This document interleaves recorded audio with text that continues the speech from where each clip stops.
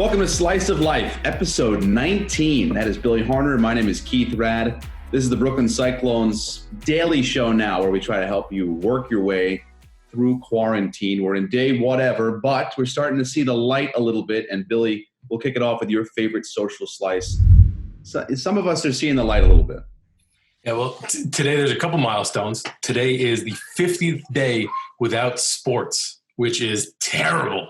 So I figured I'd throw some good stuff out there, some good numbers your way. So it's a little Thursday three-pack, some rapid-fire stuff for you here. So first of all, NYU Langone celebrated the release of its 1,000th successfully treated COVID-19 patient from its main campus in Manhattan yesterday. So that's exciting. Obviously, big milestone, something to get excited about. On another, sort of the other end of the spectrum, on Staten Island, Clove Lakes Healthcare and Rehab Center celebrated the release of their first patient who was successfully treated for COVID-19 on Tuesday. And his name is Michael Papa. He was greeted by about 30 staff members as he came outside.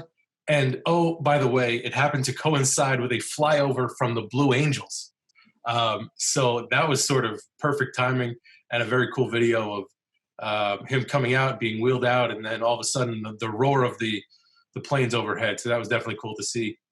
And finally, a little bit closer to home, one of our members of our Cyclones family, Nicole Caruso, who was a beach bum for us for several years, she shared last night on social media that her 87-year-old, four-time cancer survivor grandmother was released and successfully treated for coronavirus and is now home and recovering and everything and doing well. So some good news from all over the spectrum, from 1,000 back to 1 to someone close to home was getting to go home. So great news going around and just smiles for everybody. Yeah, these are the accolades that you want to see. We've started to see numbers of this many cases, and we're reaching these peaks, and now we're coming down, and we're starting to get some of those happy. As Eric Nadell, the Texas Rangers radio voice, at the end of the game when they win, says, "We'll be back with the happy totals after this." So these are what we call the happy totals. I found this video yesterday, Bill. It was a video, obviously, from a different time where baseball was being played. And it's touching. I'm a simple man with simple thoughts. So I've been missing baseball, missing that childhood connection, obviously. And this video very closely almost got me choked up. But I'll set the stage. Dad and son are on their way to a baseball game. This is from 2016. The son thinks that dad forgot his birthday. And here's what happens. You all right? Big game today. Big game today. I gotta get something out the trunk. Go get that bag for me out the trunk. Yeah. What? Go get that box out of there for me.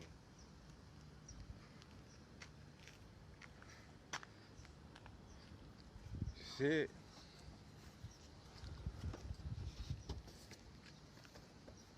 Happy birthday.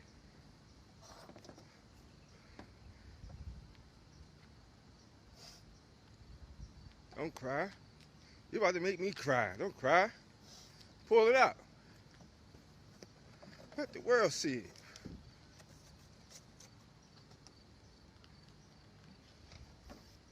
I ain't forget about you. Yeah. I want to see some home runs. I love you. Don't cry. Let me see.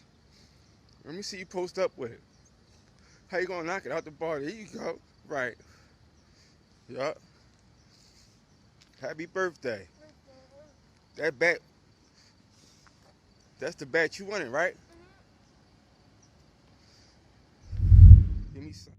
So, Bill, the kid opens the trunk. He starts crying. Dad's filming. He starts crying. I'm getting choked up. It's a bat. It's a baseball bat in a cardboard box. I just couldn't fight you feel it in the throat there. And there's no crying in baseball, but when there's no baseball, there's crying. I couldn't really decide what to make of this video. It's just beautiful. It's just a beautiful father-son moment. And the punchline is that a year later, the kid not only hits a home run with the bat, but dad is in the outfield filming and catches the ball. I don't know why I missed this boat in 2016 and 17, but I'm on it now in 2020. Yeah, I saw it sort of making the rounds yesterday, and I got emotional watching it again. I mean, this was for my son. This was going to be his first year playing t-ball, and I was going to be the coach, and I had the goal of being the first t-ball coach ever thrown out of a game by an umpire. So I had all these things set to go, and now there's no t-ball, there's no baseball, there's no nothing. So I had some feelings about that, and then seeing just how excited, it puts you back when you were a kid. Like I remember getting a new bat, some new cleats, a new glove, whatever it was, and just how you felt like you were 10 feet tall as soon as you put it on or you had it for the first time. And I put myself right in this kid's spot, and now I put myself right in the dad's spot, and it still gets you no matter when you're seeing it for the first time or the 100th time. It's still very emotional for sure. Yeah, I just one quick story. I remember when I was a kid, I think third grade or something, I said to my parents, I will never ask you for anything again, ever in my life. I know I have a long life. I just want a Game Boy Color, and I will never ask you for anything else in my life. And luckily, they didn't buy it for me, because if they kept that promise, it would have been a tough life living without any new presents from that point on. Let's go into Chicken Parm Heroes. Mine is Anne Jardine. This is a show where we just butcher people's last names. Anne, we'll just go with Anne, is 99 years old from Smithtown out of Long Island, and just released the other day from the Hamlet facility in Wisconsin for beating COVID. These stories are insane. Like, this one's 99. How do they even have the strength to go from one room to the next, let alone beat this pandemic-causing virus? So these photos are great from News 12. They do a great job covering local stories. And then the most touching part of the video is they wheel her out, or they walk her out before she sits down in the wheelchair, and then the family comes over. Do we hug? Do we not hug? And someone just gets in there and gives her a big bear hug. And it's like, all right, Anne's back. Let's go. This is beautiful. A hero, my hero, Anne from Smithtown. Yeah, for sure. That you start to see more and more of these people getting released, and more people that are older in age, grandparents getting released and things like that. So it's all good signs and all good things that are sort of coming into phase here, and light at the end of the tunnel and whatnot. So for my Chicken Parm hero, it's April 30th, Keith. You know what that means? It means happy 100th birthday to one of our favorites here, Captain Tom Moore. Or to be more accurate, now Colonel Tom Moore. Earlier today, put some respect on that name, Keith. I appreciate it. The World War II veteran who has raised over $37 million for charity in England through his walkathon, celebrated his 100th birthday in style, including a flyover of his home, courtesy of 2 World War II era planes. He got a recorded message from Boris Johnson, a coronavirus recoverer himself, and also the Prime Minister of England. And he received a promotion from captain to colonel to celebrate his 100th birthday. So that's all great, well and good, but that's not even close to the end of the story. For the entire week, the Royal Mail sent any mail sent through the Royal Mail this week featured a postmark that says happy 100th birthday to Captain Tom Moore. And finally, an estimated 140,000 birthday cards have been sent to Tom to celebrate his 100th birthday. The cards have come from royalty from around the world, and even from Harry Kane, who might as well be royalty in in the UK. So great story that just keeps getting better. He's got the #1 song in the country over in England. He's got 140,000 birthday cards on display. They're doing flyovers. This guy just keeps getting better. $37 million, just mind-blowing. It is officially a Guinness World Record for the most money ever raised by one individual. So mind-blowing stuff. And now, Colonel Tom Moore, we salute you. I hope I didn't steal your discount there in the middle of your story, but I love what you said. You're like, oh, and the end of this story, it's like this story Doesn't end, man. He's raising 10 million, 12 million, 30 million. He gets 60,000 birthday cards. Now we're at 140,000. And he's 100. He's going to live to be 200, this guy, flying planes.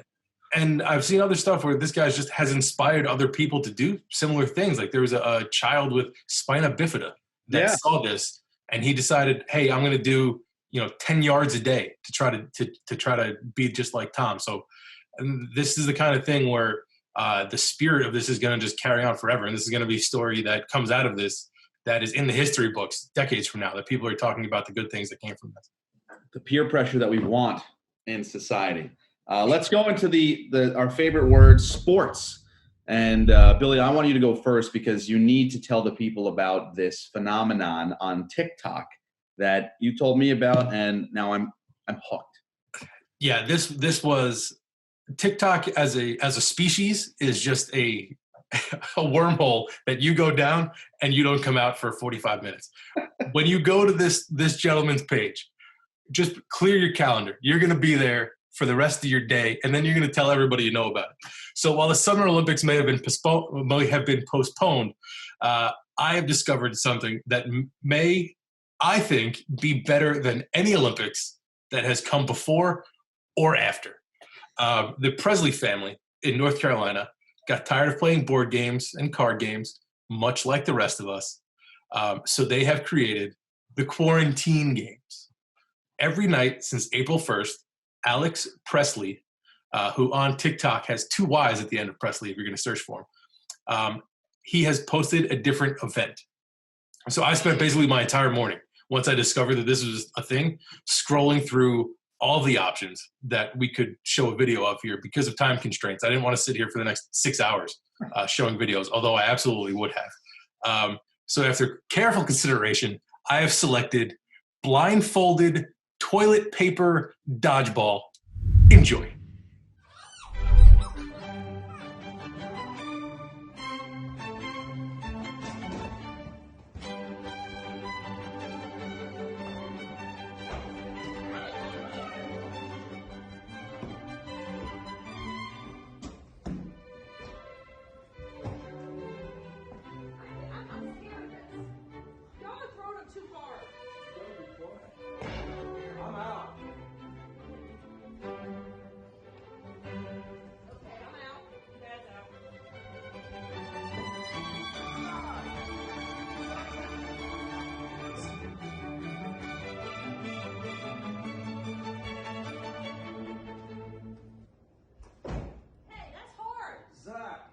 You're throwing too hard.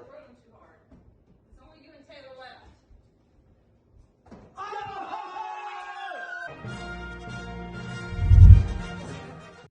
So that is just outrageous and perfect and spectacular. It's just families having fun. It's 5 people. They're, the kids are all relatively grown up, various ages, but it's just fun, man. It is family fun. Other events have included. There's too many lists, so definitely do yourself a favor and go check it out. But guess how many rubber bands go around a watermelon before it explodes? The answer in this instance was 891, by the way. A competition that basically amounted to a Roomba knife fight, where everybody took a balloon, drew a face on the balloon, put it in various places around the living room, and then they turned on a Roomba that had knives on the end, like some type of shank mechanism, I suppose, that went around the room, and the last balloon standing was the winner. There was wood sock floor sliding to see who could slide the furthest distance, like it was risky business. And another one that was close to home was a 3-point shootout competition on a mini basketball hoop using toilet paper. So all awesome things, all ways to have fun, all things that probably anybody that's watching this can do at home with their own family and just have some fun and change things up a bit. So well worth your time. Good, clean family fun. There at this point, I think, there's got to be 26, 27 of them at this point. And I've never wanted to leave my family, but I would like to be adopted by the Presleys at this point. TikTok is now, I think, the number one reason why we all wake up on Sunday morning and we get the weekly screen report. We're like, oh my God.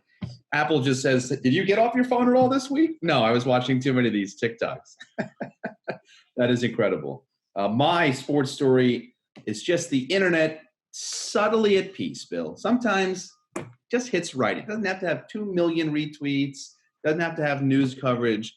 But Mets fans, take a look at the voice of your team, Gary Cohen. How unbelievable is this picture? And I saw this, I couldn't see him at first. I couldn't look past those flowing locks. Couldn't convince myself that it was true, but it is true, as you wisely pointed out. And then the best part is that the comment, one of the comments, Les Gomez says perfectly, looks like he was just about to check in to Hotel California. Cue my Eagles picture. Go. And then Brendan, if you really want to do this, superimpose Gary and no, I'm just kidding. I will leave you alone. But Billy, have you seen this? You've been in the Mets world longer than I have. Have you seen this photo of Gary Cohen? Yeah, this has been circulating for a little bit. I feel like it has made appearances during Mets blowouts and like West Coast games at 3 a.m. and then just throw it up to see if anybody's still watching. But it is great, and I've heard them sort of banter about it on the broadcast. And Keith Hernandez is just a very funny person to begin with, and he has some fun with it as well. So love Gary Cohen, love him as a broadcaster, love that he's a broadcaster of my team, and love that this is his Throwback Thursday photo. Yeah, that's quite something. A man who has had so much hair and so little hair in one lifetime. Billy, this has been a terrific slice of life. A bit of a cloudy, rainy day, but hopefully some more news stories will pop up, and we'll be back with them tomorrow to spread some more love on your slice of life. See you tomorrow, man. See you tomorrow. Have a great day.